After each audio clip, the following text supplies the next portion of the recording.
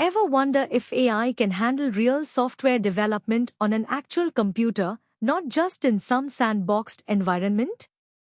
Well, we let Claude AI loose on macOS, no more slow, painful Ubuntu Docker demos. Today, we are pushing the boundaries of what AI can do. In this video, Claude AI creates a full Double Pendulum simulator from scratch.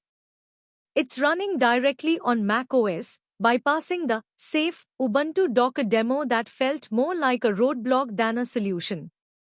First up, we had Claude create a GitHub repo for the entire project. With just a simple prompt, the repository was initialized, complete with a README, and ready for version control.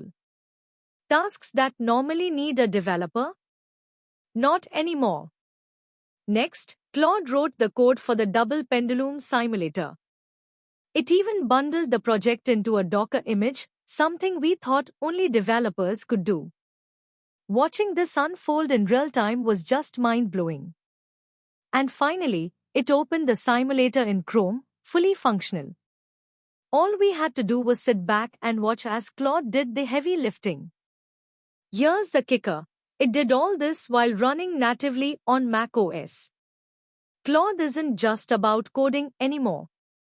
It can create GitHub repos, bundle Docker images, and even test applications with no human intervention.